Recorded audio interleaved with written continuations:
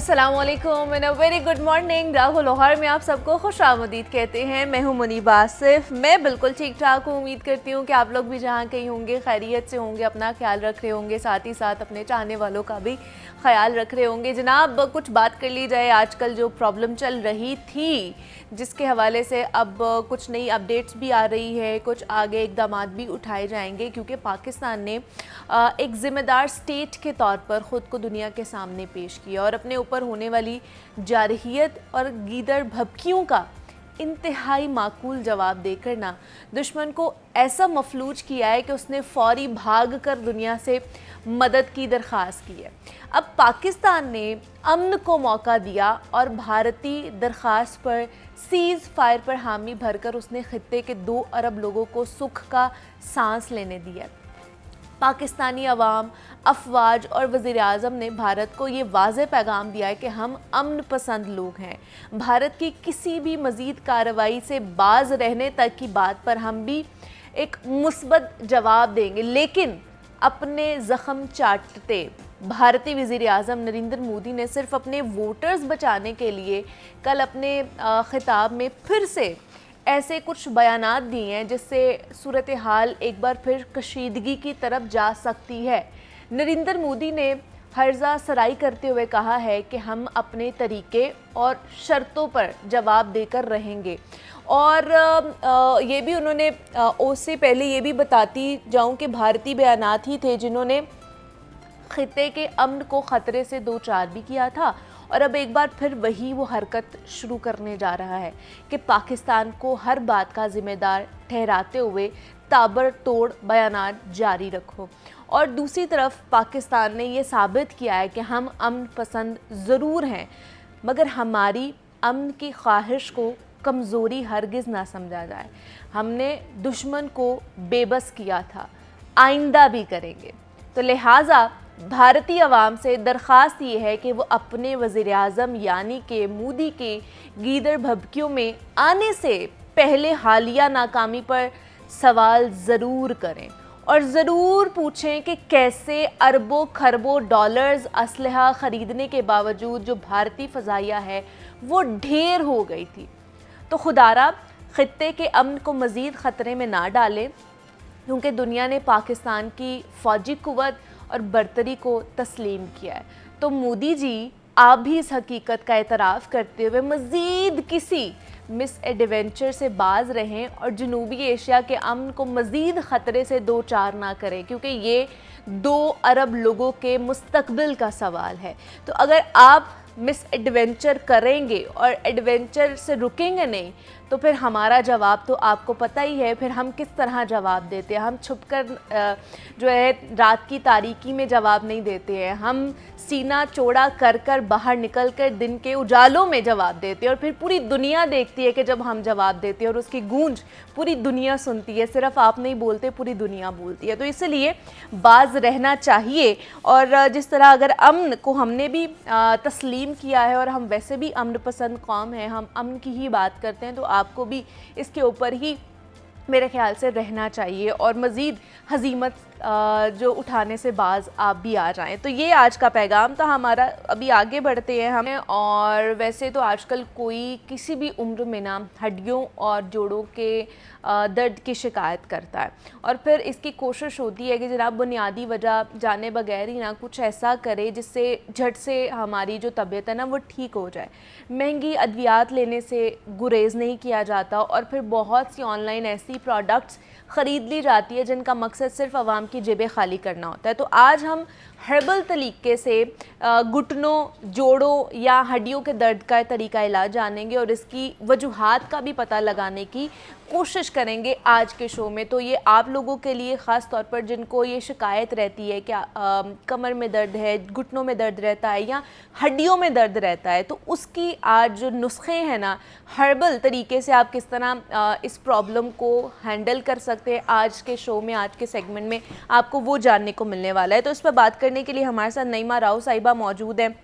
जो कि हर्बलिस्ट हैं, और आज वो हमारे लिए क्या क्या लेकर आई हैं उन्हीं की तरफ चलते हैं। नईमा साहब आपको खुश आमदीद कहते हैं जागो लाहौर में। कैसी हैं आप? ठीक है अल्हम्दुलिल्लाह जी, आप कैसी हैं? मैं भी बिल्कुल ठीक ठाक। नईमा साहिबा, ये कमर में दर्द, घुटनों में दर्द, जोड़ों में दर्द, हड्डियों में दर्द, ये तो बड़ा आम मसला होता जा रहा हो गया, है। बिल्कुल। तो अब क्या इसका हल है? सबसे पहले बताइए होता क्यों है? अब तो यंग जनरेशन में, मतलब जैसे मैं भी हूँ, तो अब ये हमारे में भी आता जा रहा है। पहले होता था कि 40 साल गुजर गए हैं, फिर थोड़ा बहुत 55 साल गुजरने के बाद फिर कहा जाता था कि चले अब हड्डियों का जो है ना मर्ज लाहक हो गया, बुढ़ापा आ रहा है। अब तो जवानी में भी बुढ़ापा आना शुरू हो गया। ऐसे ही अब तो बचपन में बुढ़ापा आ गया है। बचपन में बच्चों को देखें, घुटनों में दर्द हो रहा है, शोल्डर्स में दर्द है, घुटनों में दर्द है। तो क्या वजह है इसकी? देखें, आज का टॉपिक जो है ना बहुत ही इम्पोर्टेंट है और बहुत अहम है, और ये हर उम्र के लिए है, बच्चे, बड़े, जवान। क्योंकि आप जवानी में बुढ़ापा नहीं, मैं कहती हूँ बचपन में बुढ़ापा आ रहा है। कि इसका सबसे पहले जो बात करेंगे हम अपने लाइफस्टाइल पे करेंगे कि इसको रोका कैसे जाए। देखिए,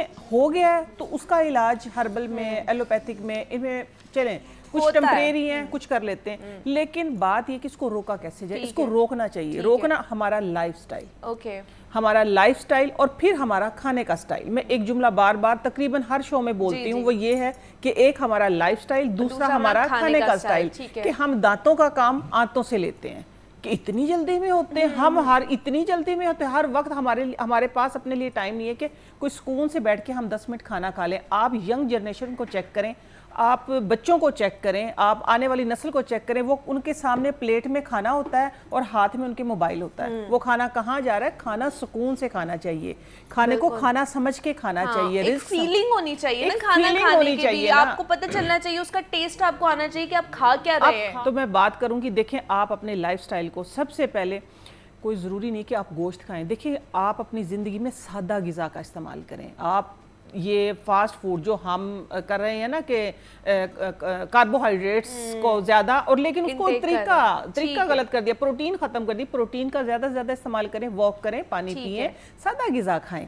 लेकिन एक बात मैं कहूँगी कि अगर अफोर्ड करते हैं तो देखिए, अंडा एक डेली, एक कंप्लीट डाइट है। एक अंडा रोजाना कंप्लीट डाइट है। उसके अलावा चलें, कोई तबका ऐसा है कि देखें दर्द तो सबको ही है ना, नहीं अफोर्ड कर सकता, तो फिर आपने, एक सेकंड मैं बताती हूँ, फिर आपने ये करना है कि बोन जो होती है ना, बोंगे, जिनको हम बोंगे बोलते हैं, बोंग, ठीक है, हड्डियां, हड्डियों की यखनी जिंदगी में शामिल कर ले। ये एक आप लोगों को मैं मुफीद और कारामद और इस्तेमाल शुदा टोटका देके जा रही हूँ। हड्डियों की यखनी, मेरे बेटे की पिछले साल इंजरी हुई थी, उसकी जो कॉलर बोन है वो टूट के बिल्कुल अलग हो गई थी। ऐसे आप लोग देख के नोट करें, ऐसे हो गई थी।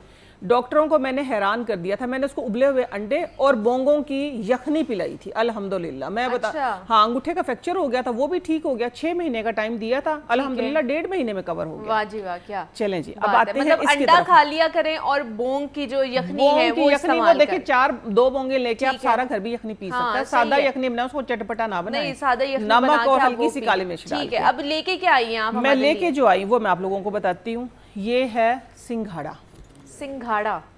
अच्छा, आम फ्रूट ये तो हमें सर्दियों में खाने को मिलता है ना? सर्दियों में खाने को नहीं, गर्मियों में भी है, हम इससे नावाकिफ हैं। ये देखिए, ये पंसार से लेके आई, ये खुश्क फॉर्म में मिलता है। ये कैल्शियम है, इसके अंदर विटामिन डी है, ये भरपूर है, भंडार है। मैं बताती हूँ कैल्शियम का। जब कैल्शियम खत्म होती है तो फिर हमारी हड्डियां जो कमजोर थी भुरना शुरू हो जाती हैं। और एक और बात, जो हमारे दांत है ना, जब आपके दांत कमजोर होना शुरू हो जाए, फिर समझे कि आपकी कैल्शियम जो बॉडी के अंदर अल्लाह ताला ने रिजर्व रखा था ना, जो रिजर्व होता है वो हमारे दांतों की शक्ल में होता है। जब वो खत्म हो, समझो आउट हो गया है हमारा। ठीक है, ये है सिंघाड़ा, खुश्क सिंघाड़ा है। ठीक है, साथ में है तिल, सफेद तिल। ये आप लोगों को एक कंप्लीट मैं फॉर्मुलेशन दे रही हूँ। ठीक है, ये है सफेद तिल। सिंघाड़ा, जितना सिंघाड़ा लिया है तकरीबन आप 20-20 ग्राम, 50-50 ग्राम, आपकी अपनी मर्जी है। ठीक है, तिल सफेद हो, काले हो, कोई भी हो। ठीक है, हमने ये ले लिया है। साथ में हमने जिससे हम फुल मखाने, फुल सोर्स ऑफ मैग्नीशियम और कैल्शियम भी है इसके अंदर। और फिर तीसरी चीज है हमारे पास पंपकिन सीड्स। पंपकिन सीड में ओमेगा फैटी एसिड इसके अंदर है। हाँ जी, इसके अंदर ओमेगा 3 फैटी एसिड, और ये साथ में इसकी ही जो सिस्टर है अलसी, ये चीजें इनमें अल्लाह ताला ने, अलसी के अंदर अल्लाह ताला ने कुदरती लेस रखा है। इसके यूज से हम ना वाकिफ हैं। सिर्फ हम सोचते हैं कि सर्दियां आएंगी तो हमने पिनिया बना के खानी, नहीं, ये सारी चीजें आपने देखिए, सिंघाड़ा, अलसी, पंपकिन के सीड, फूल मखाने, ठीक है, और सफेद तिल, ठीक है, ये एक कंप्लीट आपने ये बराबर रेशो में लेने हैं, बराबर रेशो में लेके 5 चीजें आपने बराबर रेशो में लेना। ये मैं बहुत सोच समझ के इसलिए लेके आई थी क्योंकि इससे बड़ी ना कोई मेडिसिन नहीं है, बिल्कुल ऐसी, और ये वो चीजें जो कि सबको अफोर्डेबल लगेंगी, किसी को भारी नहीं लगेंगी, बताया ना, कोई अंडा अफोर्ड नहीं कर सकता, कोई बोंगे, तो ये सब अफोर्ड कर सकते हैं। ये ज्यादा से ज्यादा आपका 300-400 रुपए में बनने वाला फल। इसको आपने करना क्या, ड्राई रोस्ट करना है। ड्राई रोस्ट करके इसकी एक फक्की बना लें। बच्चे हैं 10 साल से छोटे, 12 साल से छोटे, उनको ये चम्मच मैंने मंगवाई हुई है, चम्मच का चौथा हिस्सा, ये टीस्पून है या टेबल स्पून? ये टेबल स्पून है, इसका चौथा हिस्सा, इसका चौथा हिस्सा 12 साल से नीचे वाले बच्चों को, ठीक है। यंगस्टर जो है वो लेवल स्पून लेंगे, ओके, और जो आप यंगस्टर भी और उसके अलावा भी, यानी 50 प्लस भी, ठीक है, आपने ये डेली, लेकिन बात ये कि डेली लेना, जब लेंगे तो आराम आएगा। आप ये ना सोचिएगा। इसके साथ आप लोगों ने करना है कि दूध के साथ, पानी के साथ, जिस टाइम चाहे ले लें, कोई स्पेसिफिक टाइम सुबह दोपहर शाम किसी भी टाइम ले सकते हैं, ठीक है, लेकिन लेना जरूर है। उसके अलावा उससे भी सस्ता इलाज एक और लेके आई हूँ मैं, ठीक है। ये आप लोगों को आई होप समझ आ गया होगा। ठीक है जी, ये आपने ड्राई रोस्ट करना है, और उसके बाद इसको पाउडर की फॉर्म में रख लें। और ये कितनी देर रख सकते हैं इसको हम? 6 महीने एयरटाइट जार में। हाँ, एयरटाइट, लेकिन बनाए इतना ना कि आप मतलब 1 महीने का बना लें, ठीक है, 1 महीने का कंप्लीट आई थिंक 1000 में बन जाएगा, और पूरी फैमिली का बन जाएगा, पूरी फैमिली खा सकती है वो पाउडर जो है। अच्छा, इससे भी सस्ता जिससे लोग ना वाकिफ हैं वो है ये साबूदाना। हाँ, ये व्हाइट मोती, ये क्रिस्टल्स, ये इतना जादुई असर रखते हैं। इसके अंदर मैं बताती हूँ इतनी कैल्शियम है, इतनी लेस है कि जिनको खास तौर पे घुटनों में कड़कड़ की आवाजें आती है ना, कैल्शियम खत्म हो जाता है। कैल्शियम मैं कहती हूँ खत्म नहीं होता, वो कहीं सिर्फ क्या होता है कि वो कुशन साइड पे हो जाते हैं, वो हमारी हड्डियां आपस में घिसती, जिसकी वजह से आवाजें आती है। आप डेली डाइट में अपने सिर्फ 1 चम्मच पर पर्सन, 1 चम्मच साबूदाना जो है, चाहे तो आप इसको पीस के सिंपल पाउडर बनाएं, नीम गर्म दूध लें, उसी वक्त आपने घोलना है और पी लेना है, ठीक है। लेकिन इसकी तो घर में वो साबूदाना की खीर या बच्चों को बना के देते हैं ना, बनती है ना, वो जो लागर बच्चे होते हैं ना, ये जो उनको दी जाती है ना घर में, जो उसको हेल्दी करने के लिए दी जाती है। इसके और भी बहुत, इस पे तो पूरा प्रोग्राम इंशाल्लाह हो सकता है, वो करेंगे। लेकिन आज स्पेशल जो मैं इसको लेके आई हूँ, इस फॉर्म में लेके आई, वरना मैं इसको बॉईल करके आप लोगों को स्पेशल दिखाती। आज मैं इसको रॉ फॉर्म में जो लेके आई हूँ, ये रॉ फॉर्म में लेना है, इसका पाउडर लेके आपने इसका पाउडर बना लेना। पाउडर बना के आप लोगों ने सिंपल दूध लेना है, अगर दूध नहीं है तो आप सिंपल नीम गर्म पानी लेना, पानी के अंदर भी उसमें आप लोगों ने सिर्फ ये टीस्पून हाफ टीस्पून, हाफ, ये आप चेक कर सकते हैं कि कितना लेना है, ठीक है। टीस्पून हाफ आप लोगों ने पानी में घोलना है, ओके, और पी लेना है। किसी भी टाइम पी लें, रात को पी लें, सोने से पहले तकरीबन आधा घंटा पहले। ये घुटनों में से जो टक टक की आवाजें आती है ना, इंशाल्लाह 1 से 1.5 महीने के अंदर आप कहेंगे कि वाकई, देखिए लेस खत्म नहीं होता, मैं मानती नहीं इस बात को कि लेस खत्म है, तो लेस खत्म नहीं होता। क्या होता है कि वो कम हो जाता है, वो हमारी गलतियों की वजह से, जिस तरह हम फिजी ड्रिंक का ज्यादा इस्तेमाल करते हैं, और स्पेसिफिक जो भी है, जो ये सिर्फ घुटनों जिनको प्रॉब्लम है उसका, या जिनको कमर में भी दर्द होती है, हड्डियों में भी दर्द होती है, उसका कर सकते हैं। मैंने जो यूज करवाया है वो घुटनों के लिए करवाया है, लेकिन उसके साथ में जिनको इधर कुनियों में दर्द था, जिनको इधर हाथों में जॉइंट्स में दर्द था, कमर में दर्द था, हर किसी का पॉजिटिव रिजल्ट आया है, ठीक है। मैं असल में रिसर्च करती हूँ, मैं कोई डॉक्टर नहीं हूँ, ठीक है, मैं सबको बताती हूँ, ब्राह्मला बताती हूँ, मैं रिसर्चर हूँ, मैं रिसर्च करती हूँ, मैं घुसती हूँ, मैं डेप्थ में जाती हूँ। और फिर ये है कि एक से अल्हम्दुलिल्लाह मैं जब जाती हूँ तो एक मसले नहीं, मैं 1000 मछलियाँ निकाल आती हूँ, मैं एक मसले का नहीं, मैं 10-20 मसलों का हल निकाल आती हूँ। तो इसका ये मैंने घुटनों के लिए करवाया था, अल्हम्दुलिल्लाह जिनको करवाया उनकी टखनों में भी आराम आया, कोहनियों में भी आराम आया उनके। हाँ जी, वो कहते हैं हमारे बाल भी अच्छे हो गए, बहुत बड़े पॉजिटिव रिजल्ट आए हैं। इसमें पूरा प्रोग्राम हो सकता है। जो लागर बच्चे, जो खवातीन के प्रॉब्लम है, बहुत प्रॉब्लम, उसका सबका इलाज है इसमें, सबका। देखिए घुटनों के ऊपर हम कैल्शियम के ऊपर, विटामिन डी के ऊपर, और भी बहुत सारी अद्वियात हर्ब में बहुत मौजूद है। लेकिन मैं क्योंकि आम आवाम के लिए एक सस्ता सा नुस्खा निकाल के लेके आई थी, ये 1000 में आप 6 बंदे पूरा महीना से जो है ना वो ये इस्तेमाल कर सकते हैं। आपको कोई अलग से जो दवाइयों का इस्तेमाल नहीं करना पड़ेगा, अलग से मल्टीविटामिन्स का इस्तेमाल नहीं करना पड़ेगा। जो पाउडर हम आपको बता के जा रहे हैं, नईमा साहिबा हमें बता के जा रही हैं, वो इटसेल्फ मल्टीविटामिन्स हैं जो कि आपको मदद देंगे आपकी हड्डियों के हवाले से जो भी प्रॉब्लम्स है, दर्द है या फिर ऑस्टियोपोरोसिस का शिकार हमारी खवातीन जो हमारी माएँ हो रही होती हैं, उनका भी ये बहुत ज्यादा हेल्पफुल होगा। एक बात मैं ऐड कर दूं, जिनको पीसीओएस का प्रॉब्लम है उनके लिए भी बहुत अच्छा है, उनके लिए भी ये एक बहुत बड़ी मेडिसिन है, जिनको पीसीओएस का चले जी ये सब इस्तेमाल कर सकते हैं। बड़ा सस्ता सा टोटका है, इसको इस्तेमाल करो, फिर हमें जरूर इसका फीडबैक भी आप दीजिएगा। नईमा राव साहिबा हमारे साथ मौजूद थी। नईमा साहिबा बहुत शुक्रिया आपके वक्त का, आप आई और इतने अच्छे, आप लोगों का बहुत शुक्रिया, इतने अच्छे कीमती टॉपिक लेके आते हैं जो आवाम की जरूरत है। बहुत शुक्रिया जी। बिना मुस्बत रवैया सिर्फ हंसते रहने या सब कुछ ठीक दिखाने का नाम नहीं है, बल्कि ये एक सोचने का अंदाज़ है कि हम मसाइल को किस नज़र से देखते हैं, ज़िंदगी के उतार चढ़ाव से कैसे हमने निपटना है और दूसरों से हमने कैसा बर्ताव करना है।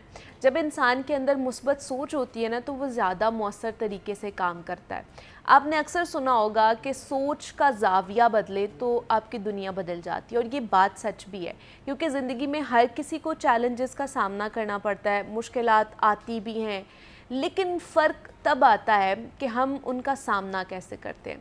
कुछ लोग जो है वो परेशानियों की वजह से टूट जाते हैं, तो कुछ लोग वही हालात में ख़ुद को मज़ीद मजबूत बना लेते हैं, और इस फ़र्क की वजह होती है उनका पॉजिटिव एटीट्यूड। मुस्बत सोच हमें ख़ुद पर यकीन करना सिखाती है, हमें दूसरों से बेहतर ताल्लुकात उस्तवार करने में मदद देती है। इसी के मुतालिक आज के हमने सेगमेंट में बात करनी है कि ऑफ़िस या घर पर हम बेहतर ताल्लुकात बनाने के लिए मुस्बत सोच को कैसे अपना सकते हैं, और इस पर बात करने के लिए हमारे साथ कॉर्पोरेट ट्रेनर मेहताब हमीद है, जिन्होंने हमें ज्वाइन किया। मेहताब साहब आपको खुश आमदीद कहते हैं जागो लाहौर में। कैसे हैं आप? ठीक है जी अल्हम्दुलिल्लाह, thank you for having me. Mehtab साहब, पॉजिटिव एटीट्यूड या पॉजिटिव शिफ्ट वो किसी भी सिनेरियो में हो सकता है, हमारे पर्सनल मामलात में भी हो सकता है, हमारे प्रोफेशनल मामलात में भी हो सकता है। आप करियर बना रहे हैं, आपको उसमें भी कहा जाता है कि you have to be positive in every scenario. तो अब सब लोग कहते हैं कि जी सब लोग भी नहीं रह सकते हैं पॉजिटिव, रहना बड़ा मुश्किल है। तो ये किस तरह हम पॉजिटिव शिफ्ट अपना कह लें कि डायनामिक्स जो है ना उसको लेके जा सकते हैं? देखिए, सबसे पहले जैसे आपने कहा कि सब लोग कहते हैं कि पॉजिटिव रहना मुश्किल है। हाँ। अच्छा, जब आप अपने माइंड को मुश्किल का वर्ड देते हैं ना, तो आपका माइंड सेल्फ हिप्नोटाइज हो जाता है, माइंड ब्लॉक हो जाता है। अब जब आपने अपने माइंड को ब्लॉक कर लिया, तो अब आप पॉजिटिव शिफ्ट नहीं कर पाएंगे। सो सबसे पहले आपने अपने माइंड को अनब्लॉक करना है, अपने माइंड को उस रेजिस्टेंस से निकालना है, क्योंकि पॉजिटिव शिफ्ट जो है ये एक मेंटल मसल बिल्ड करने का नाम है कि आपने कैसे अपने माइंड को पॉजिटिविटी के लिए ट्रेन करना है। सेम लाइक जैसे आप बॉडी के मसल्स रेडी करते हैं, आप जितना ज़्यादा वेट उठाते हैं उसके अकॉर्डिंगली आपके बॉडी के मसल्स एडजस्ट होते हैं।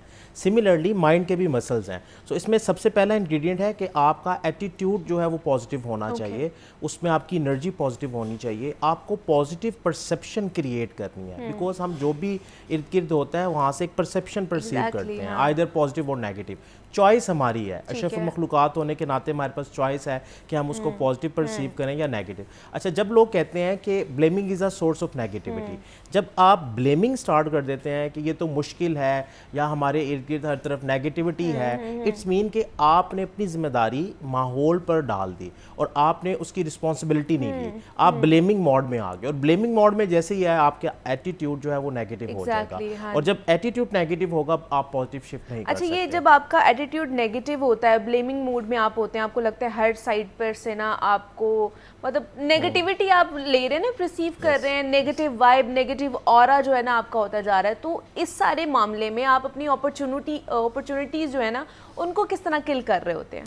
देखिए, जो अपॉर्चुनिटीज़ हैं, डेफिनेटली जब आप ब्लेमिंग मोड में जाते हैं अपॉर्चुनिटीज़ आपसे दूर होना शुरू हो जाती हैं, बिकॉज आपको अपॉर्चुनिटीज़ नज़र आना बंद हो जाती हैं, आपके माइंड का विजन ब्लॉक हो जाता है, जैसे मैंने स्टार्ट में कहा। सो अपॉर्चुनिटीज़ को गेन करने के लिए, अपनी लाइफ में आगे बढ़ने के लिए इर्द गिर्द आपकी बहुत सी अपॉर्चुनिटीज़ हैं, उनको देखने के लिए जो लेंस चाहिए वो पॉजिटिव शिफ्ट का है, वो पॉजिटिव एटीट्यूड है। जब तक आप उस लेंस में नहीं जाते आप अपॉर्चुनिटीज़ देख नहीं पाते। और बहुत से लोग जो अभी करियर के स्टार्ट में होते हैं ये ब्लेम करते हैं कि पाकिस्तान के हालात ठीक नहीं है। बेसिकली उन्हें एक पॉजिटिव शिफ्ट की ज़रूरत है, और जैसे ही आप पॉजिटिव शिफ्ट पे आते हैं डेफिनेटली अपॉर्चुनिटीज़ आपके सामने आना शुरू हो जाती हैं जो पहले आपको नज़र नहीं आ रही थी। बिकॉज जो पॉजिटिव शिफ्ट का लेंस है, इसमें पॉजिटिव एटीट्यूड के बाद आपका माइंड है, आपकी माइंड की रिजिलियंस है कि आप कितने रिजिलियंस हैं, आप सिचुएशन को, आप टफ सिचुएशन को कैसे परसीव करते हैं, उसमें अपने आप को कैसे रेडी करते हैं, वहाँ पे आपका जो एटीट्यूड का लेवल है वो क्या है। बिकॉज नेगेटिविटी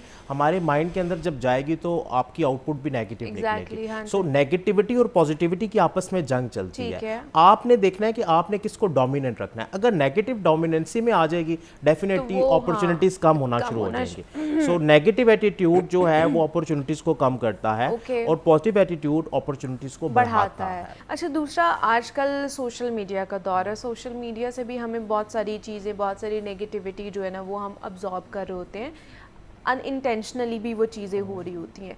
और देन हम लोग अगर कहीं पर जाते भी हैं, हम कॉर्पोरेट में काम कर रहे हैं, कहीं पर भी काम कर रहे हैं, तो हमारा माहौल भी बड़ा मैटर करता है कि वो नेगेटिव है या पॉजिटिविटी उसमें ज़्यादा है। तो फिर लोग कहते हैं कि इर्द गिर्द का माहौल फिर हम किस तरह बेहतर कर सकते हैं, और दूसरा जो हम अनइंटेंशनली जो अब्जॉर्ब कर रहे हैं थ्रू सोशल मीडिया, उसको कैसे हम पॉजिटिव लेकर जा सकते हैं। देखिए जो माहौल है ना, लाइक एक कमरे के अंदर अंधेरा है और एक जुगनू भी आ जाए तो उसकी चमक सबको नजर आएगी।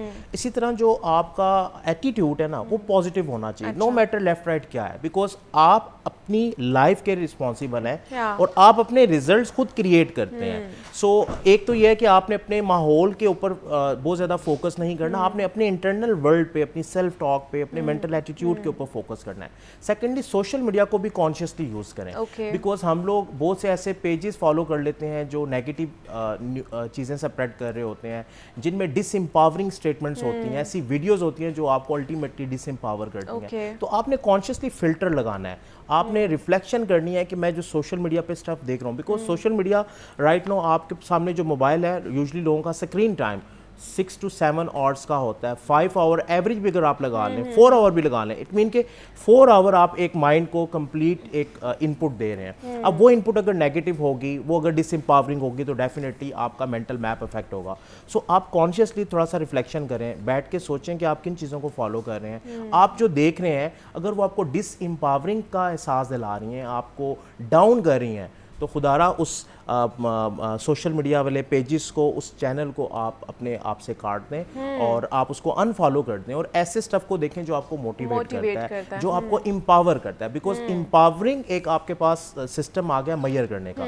जो चीज़ आपको एम्पावरिंग थॉट्स दे रही है, एम्पावर कर रही है, आप उसको पकड़ना शुरू कर दें। बिकॉज वो पॉजिटिविटी की तरफ लेके जाएगी। और जो डिसएम्पावर कर रही है, आपको स्ट्रेस में लेके जा रही है, आपके नेगेटिव थॉट पैटर्न्स को ट्रिगर कर रही है, उससे आपने अपने आप को बचाना है। उसके आपने एक तो अपने आप को बचाना है, दूसरा मुझे लगता है कि मेरे लिए जो हेल्पफुल होता है ये कि अगर कोई नेगेटिव थॉट आपका आ भी रहा होता है ना दिमाग में, तो उसको लिख लें, राइट डाउन कर लें। जब आप राइट डाउन कर लेते हैं ना, तो समझे कि वो यहाँ से निकल के ना यहाँ पर आ जाता है, तो वो ऑटोमेटिकली ना आपके दिमाग से निकल जाता है। तो ये मेरे लिए बड़ा हेल्पफुल है। जैसे हम कहते हैं कि 4D to 3D कैप्चरिंग, कि 4D आपका इमेजिनेशन का सिस्टम है, उसको 3D में कन्वर्ट करें, तो वो जो एक बर्डन है ना माइंड पे, वो रिलीज हो जाता है। तो मेरे लिए ये काम करता है, आप लोग भी करके देखिएगा, शायद आप लोगों के लिए भी ये काम करे। तो हमारे साथ मेहताब हमीद साहब मौजूद है, कॉर्पोरेट ट्रेनर है। मेहताब साहब बहुत शुक्रिया आपके वक्त का, thank you so much. Positive attitude और पॉजिटिव शिफ्ट के ऊपर हम बात कर रहे थे। ब्रेक लेते हैं, यहाँ पे मिलते हैं इस ब्रेक के बाद।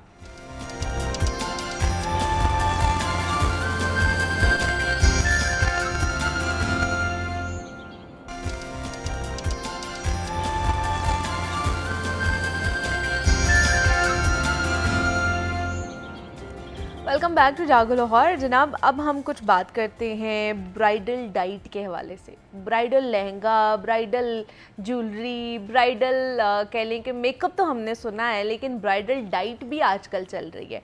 और ये शादी का मौका ना कहते हैं ज़िंदगी का एक ख़ास लम्हा होता है, जहाँ हर कोई खूबसूरत नज़र आना चाहता है। और शादी से पहले तमाम तर जो हमारी तवज्जो होती है ना, वो किस पे होती है, यहाँ पर हमारी ड्रेसेस पर होती है, मेकअप पर होती है और ख़ूबसूरती बढ़ाने पर दी जाती है। लेकिन अक्सर लड़कियां अपनी सेहत, अपने फिटनेस को नज़रअंदाज कर देती हैं और शादी के बाद अच्छी ज़िंदगी गुजारने के लिए आपको मुतवाज़न और सेहतमंद डाइट का ख्याल रखना बेहद ज़रूरी है। अब एक अच्छी डाइट ना सिर्फ जिस्मानी सेहत को बेहतर बनाती है बल्कि आपकी दिमागी सेहत को भी मुस्तहकम करती है।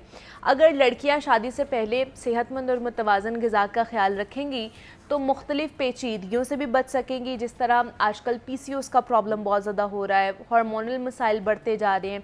इसके अलावा अच्छी डाइट जो वो दिमागी दबाव और डिप्रेशन के ख़तरे को भी कम करती हैं, तो जो शादीशुदा ज़िंदगी में खुशगवार ताल्लुकात के लिए एक नहायत अहम वजह बनती है। तो आज हम इसी पर बात करेंगे कि जो ब्राइडल डाइट है ये क्या कॉन्सेप्ट है और इसका क्या फ़ायदा है, किसको करनी चाहिए, किसको नहीं करनी चाहिए, क्योंकि सिर्फ डाइट का कॉन्सेप्ट ये नहीं है कि आपने क्रैश डाइट करनी है, आप उसमें मुतवाज़न ग़िज़ा का इस्तेमाल भी कर सकते हैं, उसको भी डाइट कहते हैं।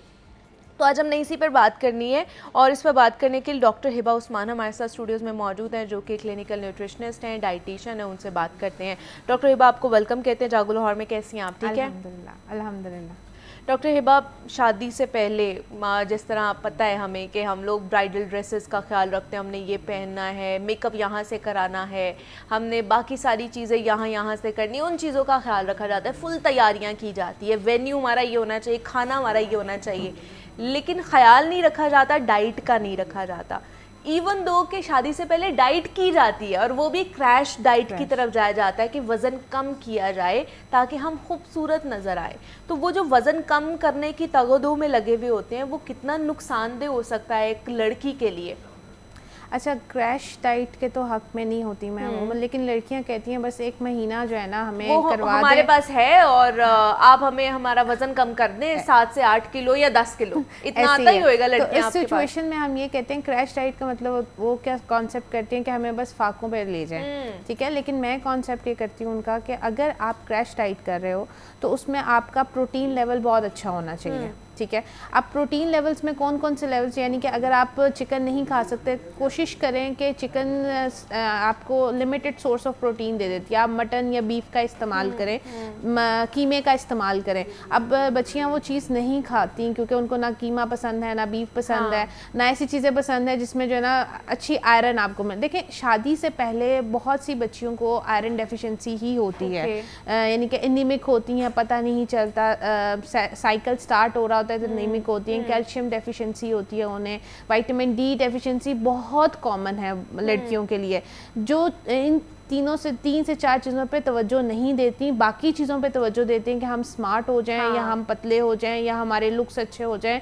तो ये चीज़ों जिन पे वो तवज्जो नहीं देती, वो आगे जब उनकी शादी हो जाती है वो बहुत ज़्यादा उनको अफेक्ट करती है, उनकी मैरिड लाइफ पे भी, और आगे जब उन्होंने ज़ाहिर बात है कंसीव करना होता है, बेबी बॉर्न करना होता है, ये सारी डेफिशिएंसी साथ चल रही होती हैं। जैसे कि मुनीबा आपको पता है आफ्टर मैरिज आपके हार्मोनल चेंजेस भी आते हैं, ठीक है। तो अगर पहले ही हमारे हार्मोन्स ना ठीक हों और हम एक्टिव ना हो, हमारे अंदर बॉडी डेफिशिएंसीज चल रही हों, तो आफ्टर मैरिज वो मजीद उसको प्रोलॉन्ग करती है, ठीक है। अब आपने कहा ब्राइडल डाइट, ये आजकल बड़ा सुनने को मिल रहा है, ब्राइडल डाइट हम कर रहे हैं, क्या है ये ब्राइडल डाइट? अच्छा, मैं जो डिज़ाइन करके देती हूँ ना, पहले तो मैं अपनी जो भी क्लाइंट आता है उससे कहती हूँ एटलीस्ट शादी से 3 महीना पहले आप मेरे पास आओ, अच्छा, ठीक है। एटलीस्ट अपनी शादी से 3 महीने पहले आप अपनी बॉडी को दो, ठीक है। उन 3 महीनों में आपने क्या करना है, अच्छी प्रोटीन लेनी है, अच्छे कार्ब्स लेने हैं, जूसेस का इस्तेमाल करना है, फ्रूट वेजिटेबल्स का इस्तेमाल करना है। अब कुछ जो ओवरवेट होती हैं, हमारी कोशिश होती है कि उनको नॉर्मल BMI पे लेकर आएँ, तो हम कुछ ऐसी चीज़ें, ऐसे नेचुरल चीज़ों का इंट्रोड्यूस करवाते हैं, जैसे कि बहुत, अगर आप 15 डेज़ मेथी दाने का इस्तेमाल करते हैं, मेथी दाना आपके PCOS की अगर फीमेल हैं उनके लिए, हार्मोन्स के लिए बहुत अच्छा है, आपके वेट लॉस के लिए बहुत अच्छा है, आपके मेटाबॉलिज्म को एक्टिव करने के लिए बहुत अच्छा है। तो ये कुछ चीज़ें जैसे हम उनको 15 डेज़ के ट्रायल पे डिफरेंट चीज़ों को इंट्रोड्यूस करते हैं, जैसे फॉर एग्जांपल पहले 15 दिन हम कहते हैं कि आपने हाई प्रोटीन डाइट लेनी है। प्रोटीन डाइट का मतलब ये नहीं है कि आपने सिर्फ प्रोटीन लेनी है, उसमें कार्ब्स भी हो, प्रोटीन फैट्स भी हो। फैट्स में हम कहते हैं कि आपने अपनी डाइट में, क्योंकि ओमेगा 3 फैटी एसिड्स होते हैं आपके फ्लैक्स सीड्स में, ओमेगा 3 फैटी एसिड होते हैं, फ्लैक्स सीड्स को हम उनको मामूल बना देते हैं कि आपने जो भी सैलेड खाना है, जो भी सैलेड कम, हाँ 1 टीस्पून से स्टार्ट करें, मतलब अलसी के बीज।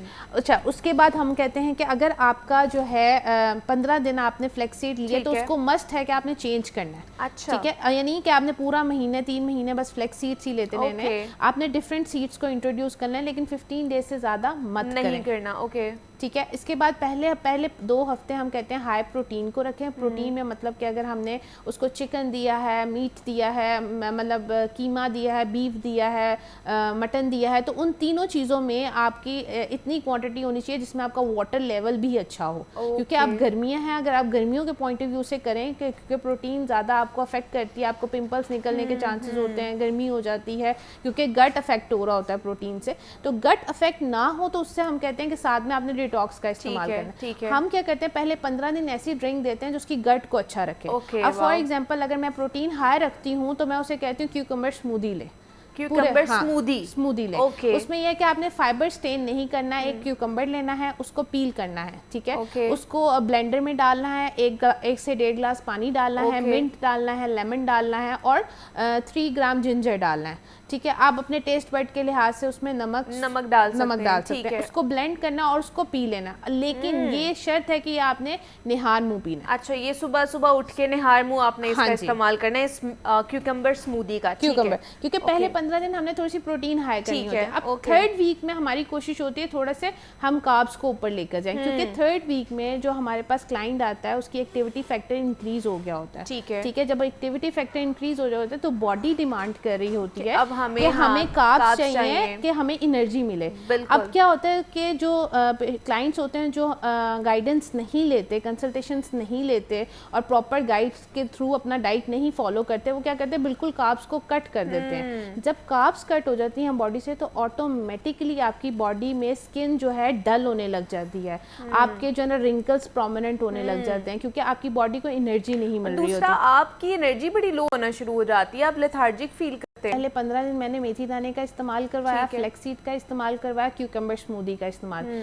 नेक्स्ट 2 वीक्स हमारी कोशिश होती है हम कार्ब पे फोकस दें। कार्ब में कौन से ऐसे कार्ब, वो फ्रूट्स, उन फ्रूट्स की स्मूदी जिनका लो ग्लाइसेमिक इंडेक्स हो, जैसे आजकल आपने देखा होगा पीच आया हुआ है, गावा आया हुआ है, इनकी स्मूदी, पीच की स्मूदी पिए निहार मुंह। लेकिन कोशिश करें, आप देखें 3rd वीक में ना बॉडी और गट हमेशा अफेक्ट करता है। आपने देखा जब डाइट स्टार्ट करते हैं हमारे मुंह पे पिंपल्स निकलने लग जाते हैं, मुंह के अंदर छाले निकलने लग जाते हैं। तो हमने क्या करना है, 3rd वीक में जब हमने पीच स्मूदी, हमारे पास एक गोल्डन चांस होता है कि अगर हमने फ्रूट स्मूदी यूज़ की है तो उसमें हम बेसल सीड का इस्तेमाल कर सकते हैं। अब देखिए पहले 15 दिन हमने कौन से फ्लेक्स सीड्स का इस्तेमाल किया, अब नेक्स्ट 15 डेज हमने बेसल सीड्स का इस्तेमाल किया, ठीक है। अब ये हमारा एक प्रोसेस चल रहा है जिसमें हमारी बॉडी को हर न्यूट्रिशन वैल्यूज मिल रही है, प्रोटीन भी मिल रही है, कार्ब्स मिल रही है, फैट्स भी मिल रही है। अब कुछ पेशेंट अपनी डिमांड करते हैं, कंप्लेन भी करते हैं कि मेथी दाना जो है ना, अगर हमने मेथी दाना इंट्रोड्यूस किया फर्स्ट 2 वीक्स में तो उनको वो सूट नहीं किया, तो उसके अल्टरनेट भी हमें कोई बताएं कि अगर हमने मेथी सूट नहीं भी करता है कुछ लोगों को। हाँ जी, कुछ लोगों को इससे ब्लॉटिंग होने लग जाती है। अच्छा। और कुछ लोगों को इससे जो है ना बीपी लो होने लग जाता है। और डिहाइड्रेशन, ऑल्दो बहुत से रेयर चांसेस होते हैं डिहाइड्रेशन हो, क्योंकि उसको मुंह ड्राई होने लग जाता है। डायबिटीज के मरीजों के लिए और मैं कहती हूँ हाइपरटेंशन के मरीजों के लिए, इन दोनों को अपनी जो है कोशिश करनी चाहिए कि अपने डाइट को अपने डाइटिशियन से कंसल्ट करके करें। ये हम ब्राइडल डाइट करें तो उसको कोई प्रॉब्लम नहीं होगी। अच्छा, ब्राइडल डाइट में सबसे पहले जो हमारा पॉइंट आता है कि बच्ची का विटामिन डी लेवल बहुत अच्छा होना चाहिए, क्योंकि आपको पता है विटामिन डी से ही सारे हमारे सर्कल्स चलते हैं। अब विटामिन डी वो सप्लीमेंट्स के थ्रू तो ले लेते हैं, अब डाइट के थ्रू वो कैसे ले सकते हैं, क्योंकि मैं हमेशा 15 डेज के बाद कोशिश ये करती हूँ कि वो अपनी डाइट में प्रोबायोटिक का इस्तेमाल करें। अच्छा, यानी कि अगर उसका गट अच्छा है, प्रोबायोटिक में आपका विटामिन डी भी चला जाता है, ठीक है।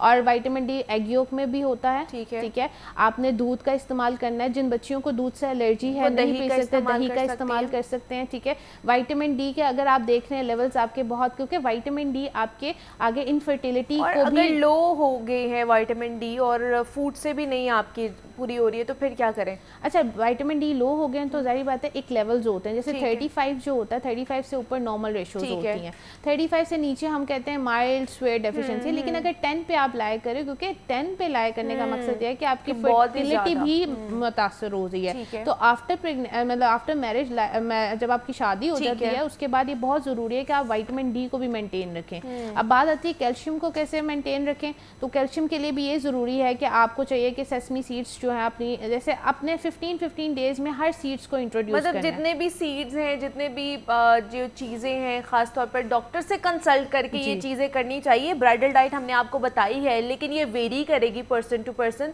वो आपके पहले टेस्ट कराएंगे, फिर आपको बताएंगे कि आपकी बॉडी टाइप क्या है और आप किस तरह की ब्राइडल डाइट जो है ना वो कर सकते हैं। ये इन जनरल हम आपको बता रहे होते हैं, आपको ये नहीं कह रहे होते कि आप इसके ऊपर अब जो है ना वो अमल करना शुरू कर दें। तो ये आप कंसल्ट करें, फिर कोई भी डाइट का यूजेज अच्छा होता है। तो डॉक्टर हिबा उस्मान हमारे साथ मौजूद थी। Doctor Hiba, thank you so much. और जनाब, कुछ पंजाब हुकूमत के हवाले से बात करें और साथ ही साथ महंगाई के हवाले से बात करें, क्योंकि पंजाब हुकूमत की तदबीरों के बावजूद भी जो गिरा फरोशी है वो उरूज पर है। सब्जियाँ, फल, दालें, गोश्त इस वक्त महंगे दामों फ़रोख्त किए जा रहे हैं। और प्राइस कंट्रोल एंड कमोडिटीज़ के महकमे के बावजूद चीनी अगर देखी जाए तो वो चीनी माफिया सरगर्म है और चीनी की कीमत इस वक्त 170 रुपये से ज़ायद में फ़रोख्त की जा रही है। तो महंगाई माफिया को लगाम डालने की जो प्लानिंग पर अमली जामा क्यों नहीं पहनाया जा रहा है और किस तरह की तदाबीर जो हैं वो इख्तियार की जा रही हैं कि इस महंगाई माफिया को पकड़ा जा सके और जो गिरा फरोशी है उसे कम किया जा सके, तो इस पर हमने बात करनी है। इस पर बात करने के लिए इमरान अकबर हमारे साथ स्टूडियोज़ में मौजूद हैं, चीफ़ रिपोर्टर हैं, तो उनसे बात करते हैं। इमरान साहब, आपको खुशामदीद कहते हैं जागो लाहौर में। कैसे हैं आप? ठीक है जी, अल्हम्दुलिल्लाह। इमरान साहब, पंजाब हुकूमत की बहुत सारी तदबीरें हमारे सामने आती हैं, उसके बावजूद भी गिरा फरोशी शहर लाहौर में उरूज पर है। मुख्तलिफ इनिशिएटिव्स भी लिए जाते हैं, फिर कमोडिटीज़ भी बना दी जाती हैं, अलग से कमेटीज़ भी बना दी जाती हैं, लेकिन गिरा फरोशी तो कह लें कि जू की तू है, उसके अंदर तो ज़रा भी कमी वाक़ई नहीं हो रही है। देखिए मुनीबा, बहुत शुक्रिया आपका। चूँकि सार्फिन का मामला है और अभी भी लोग जो हैं वो शॉपिंग कर रहे होंगे। बिल्कुल ऐसे ही है। सुबह चूँकि सुबह से ही शुरू हो जाता है, बच्चों के नाश्ते के से शुरू होता है ये मामला और रात तक ये मामला रहता है। कभी कोई किसी टाइम, जिस टाइम में कोई फारिग होता है वो घर का जो है वो सारा सामान ख़रीद रहा होता है। अब मामला ये है कि शहर में जो है वो गली मोहल्लों, चौक चौराहों में हर जगह पे जो है वो करियाना और इस तरह के स्टोर्स खुल गए हुए हैं और इसके साथ साथ जो है वो हर जगह पे सब्ज़ी, फल, अशय-ओ-नोश आपको ईज़िली मिल जाती है। आपके लिए कोई अब मसला नहीं रहा कि आपके घर के बाहर कोई दुकान ना हो, मगर इस दुकान को कंट्रोल किसने करना है? इसको काबू किसने करना है? हाँ। उसने सामान तो डाल लिया लाकर, अब अपने हिसाब से लगा हुआ है कि मैं अगर आटा लेकर आया हूँ तो आटे में भी उससे ना 10-20 रुपए का मार्जिन कमाने हैं। बिल्कुल। अच्छा, ये इतना मैं ये कहूँगा कि वो जो मैं उनकी कोई हक तलफी नहीं करने लगा जो बेचने वाले हैं, मगर इतना करे कि जितना कोई सह सके। ऑब्वियसली हाँ, इतनी भी छुरी ना मारे कि भाई अगला मर ही जाए। इतना कोई सह सके। फर्ज करें आपकी पॉकेट में 5000 है ना, आप बिलीव करें आप फल लेने जाएं, आप कहेंगे मैं फल लेने कहाँ पे आ गए? हाँ, बिल्कुल ऐसे। यानी कि एक तरबूज, 3 किलो खरबूजा, जो आजकल के रीजनल केले आप सेब ले ले, साथ आप आड़ू ले लेंगे, तो आपके पैसे पता ही नहीं चलेगा 5000 आप बिलीव करें कि ना वो उस हिसाब से चल रहा है। भाई ये 2 किलो ये डाल दें, ये कितने, ये बाजी ये इतने के हैं। अब ये गिरा फरोशी है, इसको रोकना किसने है? क्योंकि ये सिर्फ आम आवाम नहीं इसका शिकार होते, हम भी इसका शिकार हो रहे होते हैं इमरान साहब। इसके लिए जैसे पाकिस्तानी 73 सालों से, हम 74 सालों से देख रहे हैं और इसके लिए पूरी एक जंग है। अच्छा, जो जंग लड़नी पड़ेगी पाकिस्तानियों साल को। से लड़ ही रहे हैं हम जंग। नहीं, ये जंग लड़नी पड़ेगी। देखें, आपका कोई भी छापामार टीम आती है ना, उससे तो अपनी कार्रवाई पूरी करनी होती है। उसे उस मुकामी जगह के माहौल का कोई इल्म नहीं होता। यहाँ पे कौन साजिद अली रहता है, फ़लाँ का रिश्तेदार, यहाँ पे कौन माजिद अली रहता है, फ़लाँ का रिश्तेदार, वो एक रेडी वाले के पीछे से पता लगता है कि वो 150 ऐसे बंदे निकल आए हैं जो वहाँ के जागीरदार हैं। अच्छा। और जिनकी सिफारिशें बहुत बहुत हैवी होती हैं और वो मोहल्ले से ही वो गेट कर लेते हैं कि किस बंदे ने शिकायत लगाई है। अब शिकायत लगाना भी एक बहुत बड़ा जुर्म हो गया है। अच्छा। वो शिकायत लगाने वाला बंदे की शिकायत उसको बता दी जाती है कि इसने तुम्हारी शिकायत लगाई है। ओके। अब मामला ही ऐसे हैं कि ना मुकामी लोग जो हैं, मुकामी लोगों को पकड़ना आसान हो जाता है। सार्फिन जो हैं वो चाहते हैं कि हमें सस्ती चीज़ मिले, गोश्त सस्ता मिले, दूध सस्ता मिले, डबल रोटी सस्ती मिले, अंडे सस्ते मिले।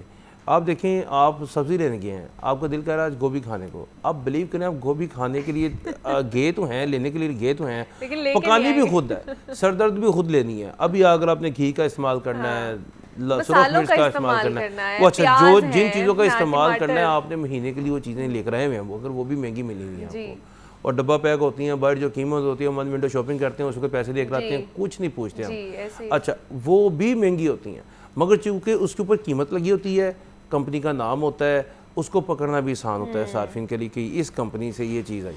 आप मुझे बताएं कौन सी ऐसी जगह है जिसके ऊपर लिखा हुआ है कि ये फ़लाँ दुकान की सब्ज़ी है?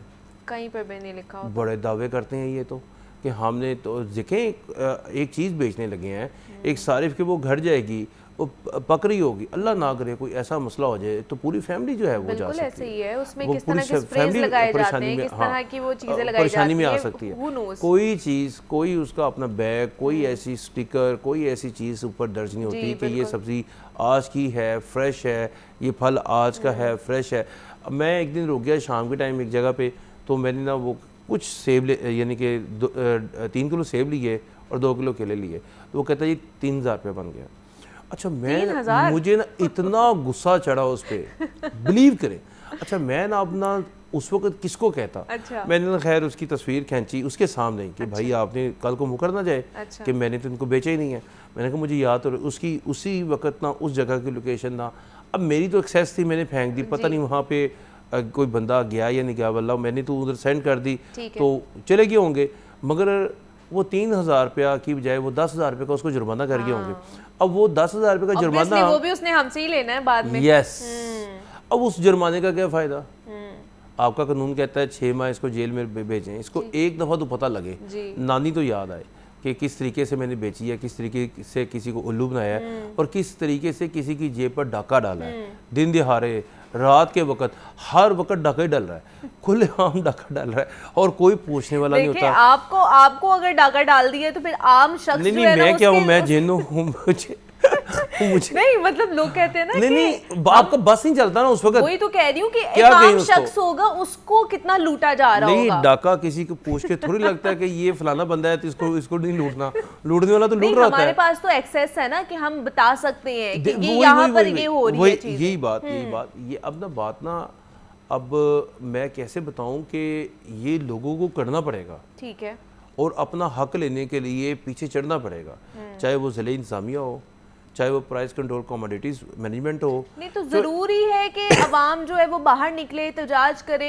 इदारों के पीछे पीछे भागे, हक लेने के लिए अपने सड़कों पर निकले, तभी हमारे इदारे अच्छे तरीके से काम करेंगे। वो एक दफा इंदराज करवाएंगे, 2 दफा इंदराज करवाएंगे, तीसरी दफा इंदराज कराएंगे। तो हमारे इदारों को खुद अकल नहीं है, उनको खुद समझ नहीं आती है। देखिए, वो मैं आपको फिर बता रहा हूँ कि 1.5 करोड़ की आबादी है और 70-80 मजिस्ट्रेट है, वो क्या करेंगे? वो भी मैं आप ही हैं, यानी कि वो भी मैं आप ही हैं। वो वहाँ पे बैठेगा, मैं आपको पहले बता रहा हूँ कि एक रेडी बांध के पीछे 70 जागीरदार निकलाते हैं, मुकामी लोग होते हैं, सियासत, जी आपने हमारे वोट डाले, जी ये हमारा वोटर है, अच्छा जी ये फलाने का जानने वाला है, फलाने, इतनी सिफारिशें सामने आती हैं क्योंकि गलती तो वो कर बैठा, उस गलती को बचाने के लिए जो बीच में से निकल आते हैं ना लोग सारे कि मैं चौधरी हूँ इलाके के, तो वहाँ पे फिर परेशानियाँ पैदा हो जाती हैं। बहरहाल आजकल जो है क्रैकडाउन तो जारी है, जो एक दावा करती हैं ज़िले इंतज़ामिया वगैरह कि हम क्रैकडाउन कर रहे हैं, हम ये कर रहे हैं, मगर बिलीव करें ग्राम फरोशी जो है ना सर चढ़ के बोलती है। वो बिल्कुल आप देखें, आप तंदूर से शुरू हो जाएं, एक मजदूर ने रोटी खानी है, मैं ये नहीं कहता कि सारे तंदूरों पर, मुतअद्दिद तंदूरों पर रोटी जो है वो 14 रुपए की नहीं फ़रोख्त होती, 15 की बिकती है, 16 की बिकती है। अच्छा, फिर आप मुतअद्दिद तंदूरों पर आपकी रोटी का जो वज़न है वो 100 ग्राम होना चाहिए, वो 80 ग्राम होता है।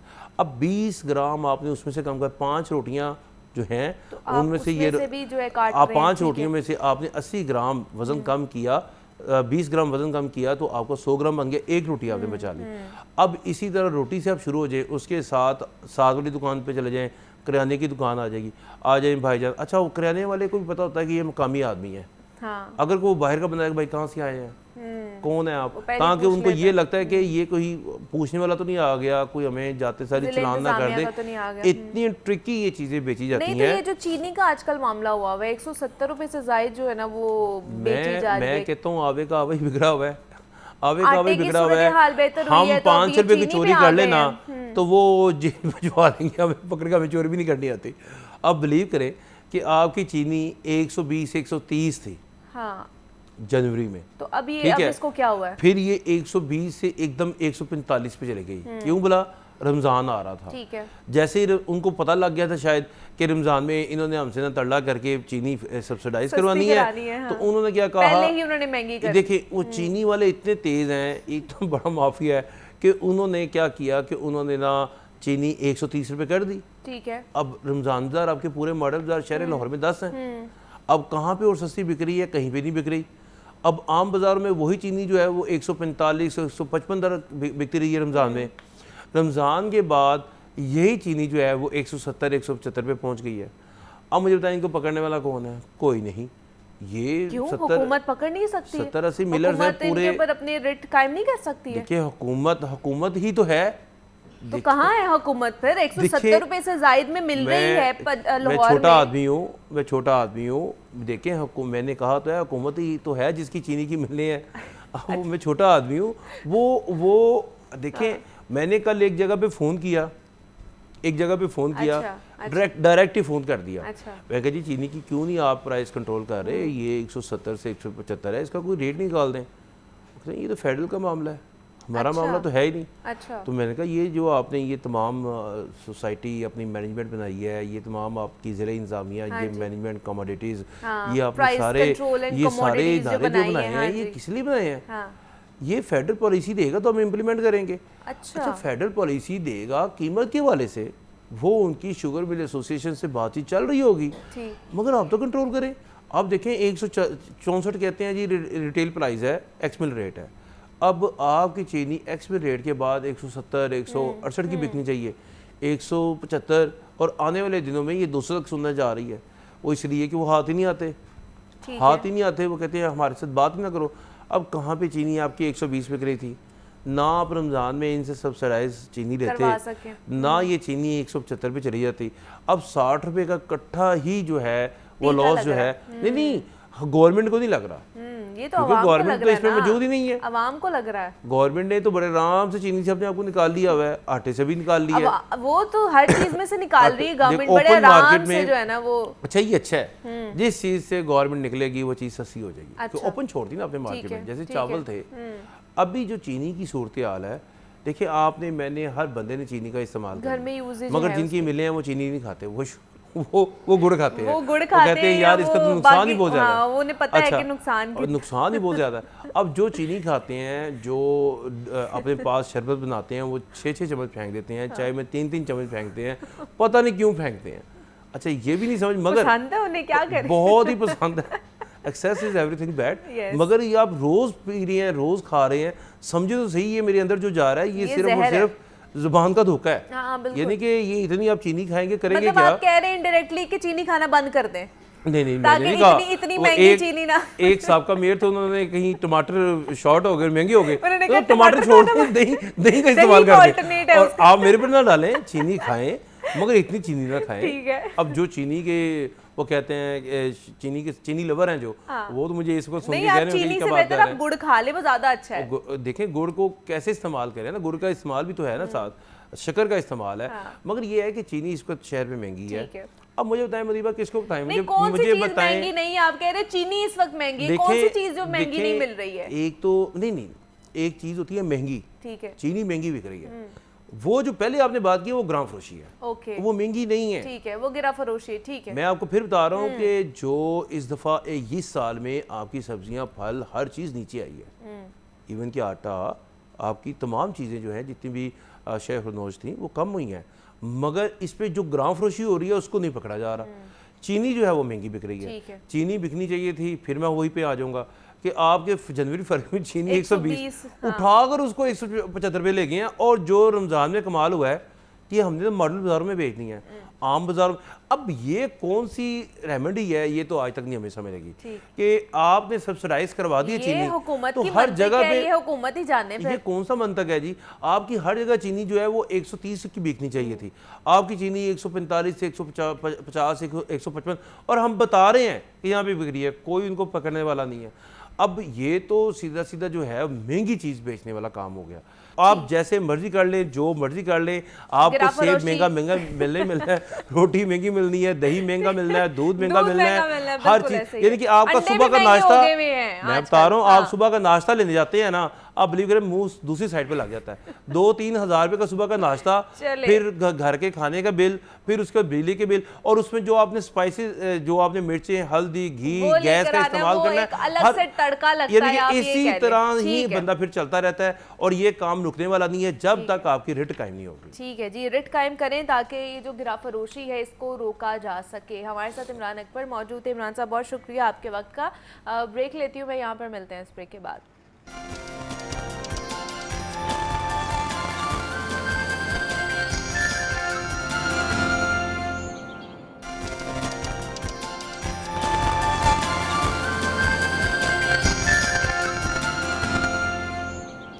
वेलकम बैक टू जागो लाहौर। जनाब, अब कुछ आपको हमने मिलवाना है ऐसे टैलेंट से जो कि पाकिस्तान में कह लें कि अपने झंडे गाड़ रहे हैं। हमारा टैलेंट जो है वो भरपूर आजकल सामने आ रहा है। प्लेटफॉर्म्स की कमी है, अलबत्ता उनके अंदर टैलेंट बहुत ज़्यादा है। जिस तरह मैं हमेशा कहती हूँ कि जनाब पाकिस्तान की जो सरज़मीन है वो टैलेंट से कह लें कि माला माल है। तो आज भी कुछ ऐसे ही कह लें कि यंगस्टर्स हैं जिनसे आपकी मुलाकात करानी है, जो कि मौसीकी की दुनिया में, सिंगिंग के इंडस्ट्री में अपना नाम बनाने की कह लें कि तगोदो में है, दौड़ में शामिल हैं और फ्रीलांसिंग भी कर रहे हैं। उसके साथ साथ एक्टर कह लें कि कुछ और भी टैलेंट वो अपने अंदर रखते हैं सिंगिंग के अलावा भी। तो हमारे साथ शीज़ा सिबल मौजूद है जो कि इन्फ्लुएंसर हैं, साथ ही साथ सिंगर भी हैं, एक्ट्रेस भी हैं और यूसीपी से उनका ताल्लुक़ है जी। शीज़ा, आपको वेलकम कहते हैं जागो लाहौर में। कैसी हैं आप? ठीक हैं? मैं ठीक ठाक, आप सुनाएं? मैं भी बिल्कुल ठीक ठाक। और साथ ही साथ एजाज़ शाहिद ने भी हमें ज्वाइन किया है। वो भी एक आर्टिस्ट हैं और ख़ास तौर पर grandson of legendary music director Nazir Ali हैं, उनके ग्रैंड सन हैं। तो लिबिया में वो पैदा हुए, फ्रीलांसर हैं, सिंगर भी हैं और एक्टर भी हैं। तो एजाज़, आपको भी वेलकम कहते हैं जागो लाहौर में। कैसे हैं आप? ठीक है। तो शीज़ा, थोड़ा सा बताइए अपने बारे में, कैसे ये सारी चीज़ें जो है ना मिक्स हो के आप एक्टर भी हैं, साथ ही साथ फ्रीलांसिंग भी कर रही है, सिंगिंग भी कर रही हैं, तो इतना सारा कुछ इकट्ठा कैसे कर रही है?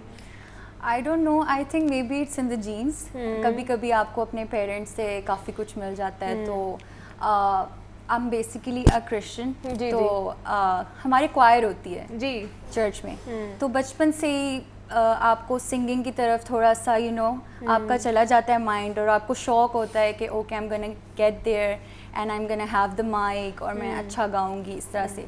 तो सिंगिंग का तो मेरे बाबा और मम्मा को देख के मुझे शुरू से था। अच्छा।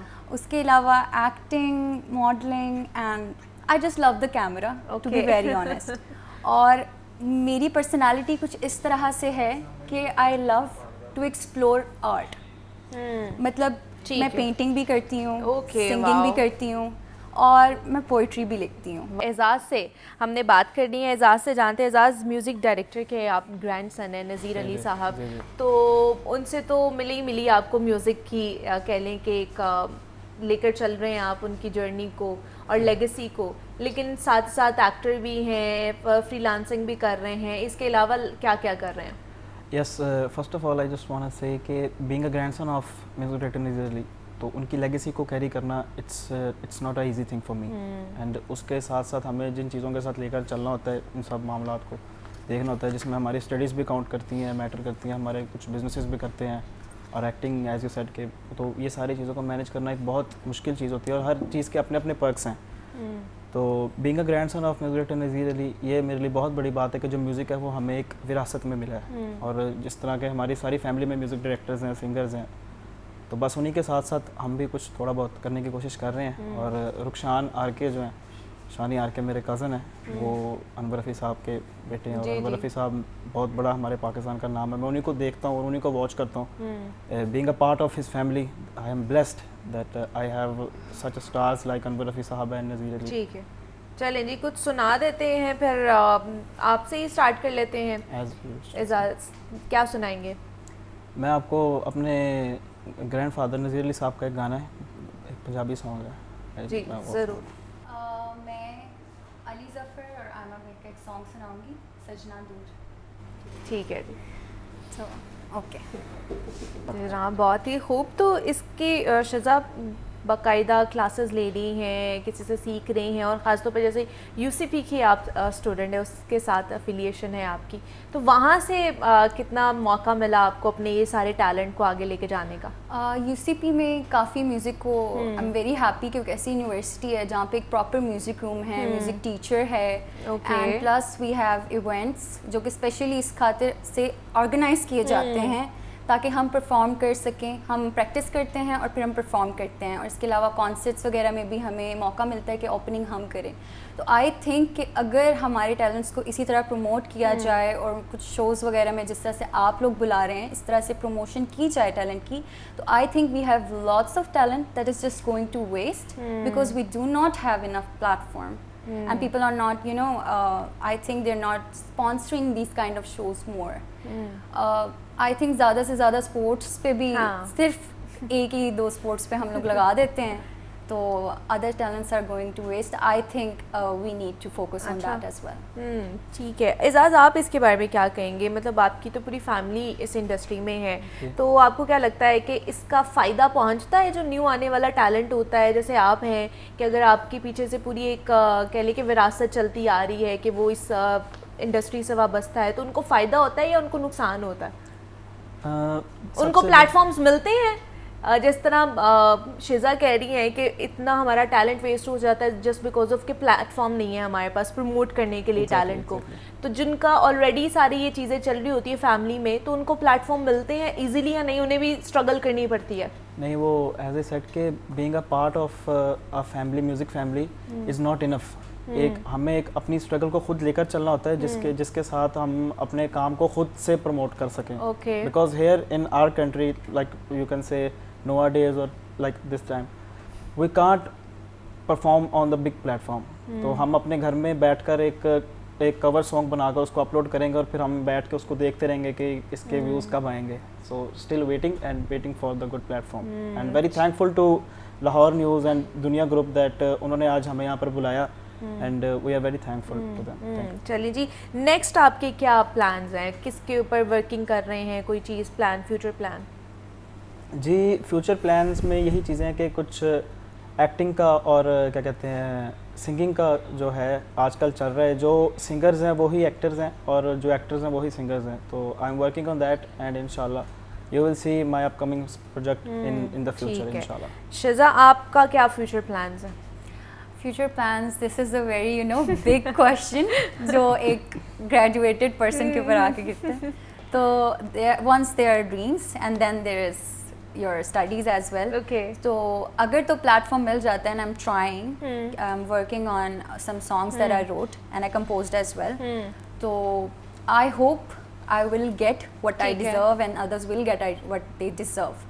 तो I'm going to work on my originals and plus I'm going to work on acting as well. चलें जी, best of luck to both of you कि आप लोग जो सोच रहे हैं उसके ऊपर काम करें, और आपका जो टैलेंट है वो दुनिया तक ज़रूर पहुंचे। हमारी बेस्ट विशेस आप दोनों के साथ हैं। शिज़ा हमारे साथ मौजूद थी, एजाज़ ने हमें ज्वाइन किया था। आप दोनों का बहुत शुक्रिया कि आप लोग आए और अपना टैलेंट हमारे साथ शेयर किए। आप कुछ बात कर लेते हैं, पंजाब हुकूमत के हवाले से कुछ अहम कह लें कि फ़ैसले लिए जा रहे हैं, जिसमें आपको सबसे पहले बताएं कि वज़ीर आला पंजाब की हिदायत पर दिफ़ाए वतन के लिए महकमा दाखिला पंजाब ने नहायत ही अहम इक़दाम उठाया है। वो ये है, और सिविल डिफेंस को जदीद खतूत पर उस्तवार करने के लिए 500 मिलियन रुपए के फंड्स जारी किए गए हैं। इसके साथ साथ सेक्रेटरी दाखिला पंजाब नूरुल अमीन मिंगल ने सिविल डिफेंस को सूबे भर से 10 लाख रज़ाकार उनकी रजिस्ट्रेशन का टारगेट भी दे दिया है। इसके अलावा कि पंजाब का जो बजट है, आपको पता है कि जून में जो माली साल है वो ख़त्म हो जाएगा और अगला माली साल शुरू हो जाएगा, बजट पेश किया जाएगा। तो उस हवाले से क्या तफसीलात हैं, कितना बजट होगा? अभी तक ये आया है, इम्कान ये जाहिर किया जा रहा है कि पंजाब हुकूमत का जो आइंदा माली साल का तरक्याती बजट है वो 1100 अरब रुपए से ज़ायद होने का इम्कान है। तो इसमें कौन कौन सी चीज़ें शामिल की जाएंगी, किस तरह इसको डिवाइड किया जाएगा, इस पर हमने बात करनी है। इस पर बात करने के लिए हमारे साथ ब्यूरो चीफ मौजूद हैं हसन रज़ा। हसन, आपको वेलकम कहते हैं जागो लाहौर में। कैसे हैं आप? ठीक हैं, बहुत शुक्रिया, थैंक यू। हसन, सबसे पहले ये जो पंजाब हुकूमत की हिदायत पर दिफाए वतन के लिए जो बजट रखा गया है, मेरे ख्याल से एक खिराज तहसीन भी है हमारी तरफ से, पूरी कौम की तरफ से और पंजाब हुकूमत की तरफ से। आप क्या कहेंगे इसके ऊपर? देखिए, अच्छी बात है। पहले तो पाकिस्तान जितना पुरजोश और खुश है कि हमने एक बहुत बड़ा मार्का मारा है। 1971 के बाद अगर देखें तो पहली दफ़ा अगर आप देखें 71 के बाद हमने देखा कि बड़ा सख्त जवाब मिला है हमारे दुश्मन मुल्क हिंदुस्तान को। और ख़ास तौर पे ये तो बजट सिर्फ आप कह लें कि 500 मिलियन 50 करोड़ रुपए के लगभग है। मेरे ख्याल में ये तो सिविल डिफेंस पर काम हो रहा है। ये हमें पाक अफवाज का बजट बढ़ाने की ज़रूरत है, जिस पर हम बात करते हैं ना। जो पहले अगर आप माजी में बात देखें तो बड़े दुश्मन हल्के और ख़ास तौर पे जिनकी आंखें खराब हो वो अक्सर ये बातें करते हैं क्योंकि वो बजट पढ़ नहीं सकते। अच्छा, सही। वो ये कहते हैं कि शायद पाक अफवाज को हम इतना बजट दे देते हैं, वो टैक्सेस की मद में जिस हद तक वापस करते हैं वो साहिबा ने भी हमें ज्वाइन किया, टेलीफोन लाइन पर हैं, उनसे भी बात कर लेते हैं। आज़मा साहिबा, बहुत शुक्रिया आपके वक्त का। आज़मा साहिबा, वज़ीर आला पंजाब की हिदायत पर दिफाए वतन के लिए महकमा दाखिला पंजाब ने नहायत ही अहम इकदाम उठाया है। फंड जारी किए गए हैं 500 मिलियन रुपए के। मेरे ख्याल से ये खराज तहसीन पेश किया जा रहा है पंजाब हुकूमत की तरफ से भी, पूरी आवाम की तरफ से भी, जो कि मार्का हमारी पाक अफवाज ने अभी पिछले दिनों जो है एक सर अंजाम दिया है। क्या कहेंगे इसके ऊपर आप? जी बहुत शुक्रिया। देखिए, पहले तो गुजारिश ये है कि ये जो खबर आपके पास 500 मिलियन की पहुंची है, ये किसी एक मद में ये रकम है। बाकी जो ये जिन दिनों में ऑपरेशन चल रहा था उन दिनों ऑपरेशनल मामलात के उसके ऊपर जो है ये फंड जारी होते रहते हैं। और फंड जारी क्यों ना हो, जो ये सब पैसे जो हैं ये पाकिस्तान की सालमियत और पाकिस्तान के दिफा से ज़्यादा तो नहीं है, और पाकिस्तान है तो हम सब हैं। सो इसलिए और ये PMLN का ट्रैक रिकॉर्ड भी है, जब जब उसकी हुकूमत आती है वो आकर अपने दिफा को नाकाबिल तस्खीर बनाती है। उसके लिए जो है वो एटमी धमाके करने हों, JF थंडर खरीदने हों, मुख्तलिफ और जो है वो दिफा के मामलात में जो इक्विपमेंट है खरीदने की ज़रूरत हो, उसके ऊपर हमेशा जो है वो PMLN की हुकूमत ने पाकिस्तान को सर्व किया है। और अब भी जो है हमारे मुल्क से ज़्यादा, हमारे मुल्क के दिफा से ज़्यादा कोई चीज़ इम्पोर्टेंट नहीं है। इसलिए जहाँ पर भी शोहदा की जो है वो खिदमत में अगर कुछ जो है वो पेश किया जाए, अगर ऑपरेशनल मामला जो होते हैं, जैसे अब ये 4-5 दिन जो एक गुजरे जिसके अंदर जाहिर है जो शहरी दिफा है उसको भी हमने 48 घंटे के अंदर चीफ मिनिस्टर साहबा के हुक्म पर 50,000 से ज़्यादा लोगों को जो है वो शहरी दिफा की ट्रेनिंग दी गई। ये कंटिन्यू भी करेगी और उसके साथ साथ और बहुत सारे ऑपरेशनल मामलात होते हैं। सो ये जो पैसे हैं, जिनके पास पैसे थे, जिनके पास हमसे ज़्यादा बड़ी फौज है कहने को, जिनके पास हमसे ज़्यादा शायद जहाज और चीज़ें हैं, वो जो है वो पाकिस्तान की फौज के सामने खड़े नहीं हो सके। तो ये तमाम चीज़ें जो हैं ये पाकिस्तानी फौज जो है वो तनख्वाह के लिए काम नहीं करती, मैं हमेशा कहती हूँ। और उनके अंदर जो जज्बा शहादत है वो उनको जो है वो राफेल जैसे त्यारे जो है उनको भी जो है वो गिरा कर दम लेते हैं। तो अल्हम्दुलिल्लाह पाकिस्तान का दिफा। अज़मा साहिबा, कदा कलामी माफ, लेकिन ये सारे मामला देखा, पूरी दुनिया ने देखा है, लेकिन इसके बावजूद भी जो मोदी अब भी इश्तियाल अंगेज बयान देने से बाज नहीं आ रहा है, इस पे क्या कहेंगे आप? देखिए, जाहिर है वो बेचारा किसानी बिल्ली खंबा नोचे, आपने सुना तो हुआ है। हाँ जी। अब वो उसको बैशिंग का सामना है, उसको मीडिया लहदा बैश कर रहा है, पब्लिक के अंदर उसकी सपोर्ट ना होने के बराबर रह गई है। मैंने पार्लियामेंट के अंदर जो तकरीरें उसके बारे में सुनी है, मतलब किसी आदमी में शर्म होना थोड़ी सी तो काफ़ी है जो कुछ उसके साथ हो रहा है। तो वो जाहिर है वो अपनी साख बचाने की एक नाकाम सी कोशिश कर रहा है। वो कहता रहे जो मर्जी बैठ के, हमने ये कर दिया, हमने वो कर दिया, हमने दहशतगर्द मारे। ये जो 7 बच्चे और जो औरतें मारी हैं ये दहशतगर्द थे। जो आम गरीब लोग जो है जो मस्जिद के अंदर मौजूद थे या जो गुजर रहे थे, ये दहशतगर्द थे जिनको इसने मारा है। और इसने सिविलियंस को टारगेट किया। और पाक फौज का ये देखिए आपके उनके ऑपरेशन में जहाँ 26 शहरों के अंदर जो है वो अटैक हुए, किसी भी शहरी इलाके को जो है वो टारगेट नहीं किया गया। तमाम जगहों के ऊपर जो है वो एयर बेसिस या वो जगह जहाँ से हमारे लिए मिसाइल आ रहे थे या हमारे लिए जो है वो ड्रोन चल रहे थे। अज़मा बुखारी साहब, इस अज़मा बुखारी साहिबा, थोड़ा सा हम वहाँ से पंजाब में आपको लेकर आते हैं। पंजाब का ज़रा अहवाल बताइए कि पंजाब में आइंदा माली साल के लिए इतलात ये आ रही हैं कि इब्तदाई ड्राफ्ट के मुताबिक 1130 अरब रुपए का बजट लाने का इम्कान है, तरक्याती बजट। तो लाहौरियों पर आप क्या देख रही हैं कि लाहौर की आवाम के लिए पहले 130 अरब रुपए के सीएम साहिबा ने एक प्रोजेक्ट अनाउंस किया, मजीद भी वो प्रोजेक्ट लेकर आ रही हैं, लाहौर की आवाम के लिए क्या तोहफे ला रहे हैं और पंजाब के हवाले से आइंदा माली साल के बजट में क्या लेकर आ रहे हैं? एक तो हसन आप कुछ हद से ज्यादा बाखबर हैं, इसलिए कितने अमाउंट का जो है वो बजट होगा ये जाहिर है बजट स्पीच से पहले जो है वो डिस्क्लोज नहीं किया जा सकता, तो उस पर तो मैं अपने राइट्स जो है वो रिजर्व रखूंगी। लेकिन ये बात आपकी दुरुस्त है कि 137 अरब रुपए से जो लाहौर डेवलपमेंट प्रोग्राम है, जिसका पहला फेज जो है वो अल्हम्दुलिल्लाह तकरीबन जो है तकमील के मराहिल में है, उसके बाद दूसरा फेज जो है जिसमें बाकी जो हमारे टाउन्स हैं उन टाउन्स के अंदर जो है ये डेवलपमेंट प्रोग्राम शुरू होगा। और उसके साथ साथ चीफ मिनिस्टर साहिबा ने जो है वो इस माली साल के अंदर जो अब आ रहा है 59 शहर जो हैं पंजाब के बड़े, उन तमाम शहरों के अंदर इसी तर्ज का डेवलपमेंट प्रोग्राम जो है वो शुरू करने का ऐलान वो कर चुकी हैं, जिसके अंदर सीवरेज लाइन से लेकर जिनके अंदर गली मोहल्लों की जो गलियां हैं उनको बनने से लेकर जो बड़ी सड़कें हैं उनकी बेहतरी से स्ट्रीट लाइट डिस्पोजल जो हमारे सिस्टम है, ये तमाम चीजें जो है इससे रिवैम्प होंगी। उसके साथ साथ सेहत के हवाले से भी जो चीफ मिनिस्टर साहब के प्रोग्राम चल रहे हैं, फील्ड हॉस्पिटल है या हेल्थ क्लिनिक्स हैं, फ्री एड मेडिसिन है, जिसका दायरा कार इंशाल्लाह बढ़ाया जाएगा। और तमाम फील्ड ऑफ जो हमारी जिंदगी में जितने भी शोबे हैं उसके तमाम के अंदर जो है वो रिफॉर्म्स आ रही हैं। हमारे जर्नलिस्ट के लिए, फनकारों के लिए जो है वो भी एक बहुत बड़ा प्रोग्राम जो है वो चीफ मिनिस्टर साहब इंशाल्लाह अनाउंस करेंगी।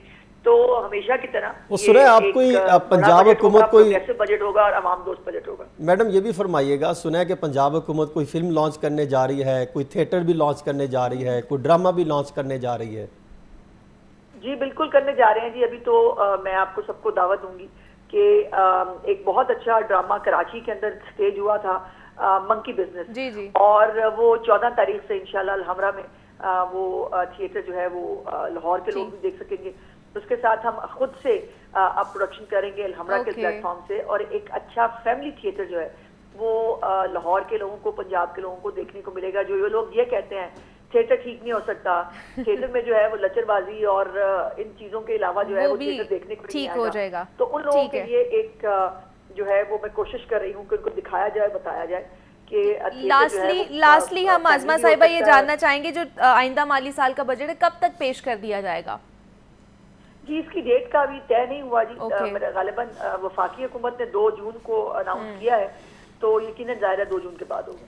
ठीक है जी। अज़मा बुखारी साहिबा हमारे साथ मौजूद थी, बहुत शुक्रिया आपके वक्त का कि आपने हमें वक्त दिया और इसके ऊपर बात कर रही थी। पंजाब हुकूमत का आइंदा माली साल के बजट के ऊपर ही हसन बात कर लेते हैं। जिस तरह बताया जा रहा है 1100 अरब रुपए जो है ना वो होने का इम्कान है, तो बड़ा अच्छी उन्होंने चीज़ें भी बताई हैं कि रिवैम्पिंग के भी और जो ऑलरेडी प्रोग्राम चल रहा है डेवलपमेंट प्रोग्राम उसको मज़ीद एक्सीड किया जाएगा with the help of this budget ना। तो मज़ीद आपको क्या लगता है कि लाहौरियों के लिए, क्योंकि हम लाहौर में बैठे हैं, तो उनके लिए क्या क्या गिफ्ट्स हो सकते हैं? देखिए मैं आपको मुस्सन ये बता दूं, टोटल 1130 अरब रुपए का इब्तिदाई ड्राफ्ट तैयार किया गया जो कल PND की तरफ से चीफ मिनिस्टर साहिबा को पेश कर दिया गया। और उसमें लाहौर का भी एक आपने देखा कि पहले जब बजट पेश हुआ था तो इतना बजट नहीं था, फिर उसमें बढ़ाते हुए अब 137 अरब रुपए लाहौर की सड़कों पर लगा है। लेकिन अब हमें ये लाहौर की सड़कें अगर 137 अरब रुपए लग जाए तो हमें वो सिचुएशन नजर भी आनी चाहिए। ग्राउंड फिलहाल तो हमें अभी लाहौर में भाई कई मुश्किलात का सामना है मुनीबा। वहाँ पे देखें ट्रैफिक का मामला अभी तक कंट्रोल नहीं हो सका, सारा लाहौर को आप धो के ले आए। सीवरेज का मामला भी जब तक आप सीवरेज का सिस्टम बेहतर ना कर दें, ट्रैफिक का निज़ाम बेहतर ना कर दें, ये जो आपने शुरू किया था रुकावटें हटाना, वो तजावुज़ात के खिलाफ ऑपरेशन, शालम मार्केट, लंडा बाजार, ये पूरा आप लाहौर देख लें। सिर्फ वो चंद एक ही दफा दावा बोलना था, वो जो 3 जनवरी 2025 की मीटिंग हुई थी उसको इम्प्लीमेंट कराने के लिए। आज जिला इंतजामिया कहाँ है?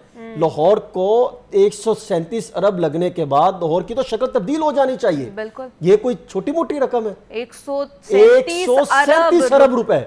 और अब देखिए अब मजीद जो फंड रखने जा रहे हैं उस पर भी मैं आपको बता देता हूँ। टोटल 1130 है, जिसमें स्कूल एजुकेशन का लगभग 51 अरब रुपए के करीब रखने का इम्कान है अभी, क्योंकि इम्कानात हैं, इसमें कुछ रद्दबदल होंगी। हायर एजुकेशन में 20 अरब रुपए, स्पेशल एजुकेशन में 2 अरब रुपए, लिटरेसी में इसी तरह जो है अगर देखें तो वहाँ पर भी लगभग 4 अरब रुपए, स्पेशलाइज्ड हेल्थ में और प्राइमरी हेल्थ में अगर देखे जाए तो लगभग 120 अरब रुपए रखने का इम्कान है, क्योंकि हेल्थ सेक्टर चीफ मिनिस्टर साहिबा का बहुत ज़्यादा फोकस रहा है।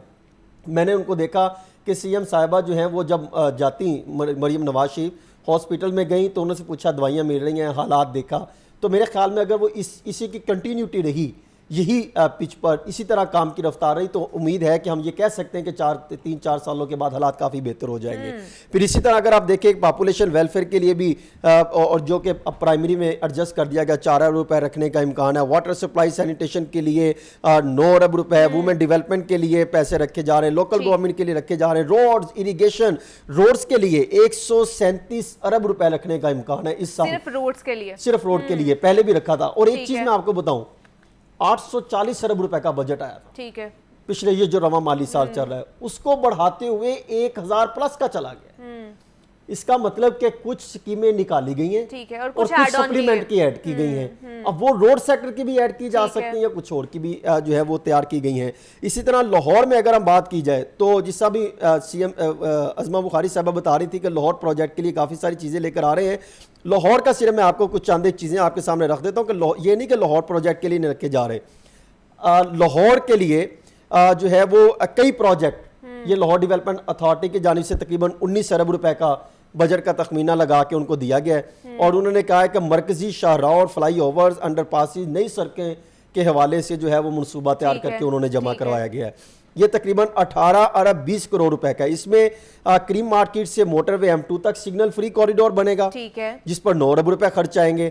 गुलशन रावी से बाबू साबू तक सड़क की तोसी की जाएगी, यहाँ पे बहुत ज्यादा रश होता है, बहुत ज्यादा कंजेस्टेड एरिया, उसको बेहतर करेंगे। बंद रोड से एक्सेस कंट्रोल कॉरिडोर फेज 2 वो लॉन्च करे जा रहे हैं, जिसके लिए 3.5 अरब रुपए का तखमीना। पहला फेज 2 मोहसिन नकवी साहब ने स्टार्ट कराया था, बहुत तेज हुआ था। अब दूसरा कमाहा लोदर लिदर रोड है, वहां से शुरू होकर आजम चौक था, राना चौक, अनारकली, वो जो है राना चौक नई सड़क की, इसकी भी तामीर जो है आइंदा के प्रोजेक्ट में शामिल है। इतने फंड रखे जा रहे हैं, ठीक है, सवाल सिर्फ ये पैदा होता है कि हालत कब बदलेगी, हालात कब बेहतर होंगे, ट्रैफिक का निजाम कब बेहतर होगा, सारा कुछ आप बेहतर कर ले, मिलेगा हमारा लाहौर, सारा कुछ आप बेहतर कर ले आप, जबरदस्त। मैं कहता हूँ लाहौर में खूबसूरत तरीन कारपेट बिछा दें, लेकिन जब ट्रैफिक निजाम आपका बेहतर नहीं होगा तो वो सड़कों पे कौन चलेगा? वो ट्रैफिक निजाम हालात कैसे बेहतर तजावुजात के हवाले से ही है ना, उसकी वजह से हमारी किसका काम है? ये जिले इंतजामिया का काम है, ये ट्रैफिक मैनेजमेंट का काम है, ये लॉ डेवलपमेंट अथॉरिटी का काम है, टीपा का काम है जो उसके LD के अंदर आती है, ये तमाम एडमिनिस्ट्रेशन का काम है। Exactly. ये कागजी कार्रवाई बना के सीएम को पेश कर देना, ख्याली पुलाव सामने रख देना, और सब अच्छा, अब सब अच्छा की जो है ना, मेरे हाल से इससे राग से निकल आना चाहिए, ये नहीं अलापना चाहिए। और ख़ासतौर पर जिस तरह हसन भी कह रहे थे कि इतना ज़्यादा बजट लगाया जा रहा है, लेकिन उसका कोई आउटकम भी तो हमारे सामने आए ना। हमें ट्रैफिक पर जो सड़कों पर जो ट्रैफिक चौक होती हुई नज़र आती है वो भी कम होनी चाहिए। तजावुज़ात के ख़िलाफ़ ग्रैंड ऑपरेशन किया जाता है, लेकिन कुछ ही देर बाद वो दोबारा से वही तजावुज़ात वहाँ पर वापस आ जाते हैं। तो ये चीज़ें कॉन्टीन्यूस एक कह लें कि जिद्दोजहद होनी चाहिए इनके खिलाफ। हसन रज़ा हमारे साथ मौजूद थे, हम पंजाब हुकूमत का आइंदा माली साल के हवाले से बात कर रहे थे। हसन, बहुत शुक्रिया आपके वक्त का, आप यहाँ पर आए। मुझे इजाज़त दीजिए, अपना ख्याल रखिएगा, अल्लाह हाफ़िज़।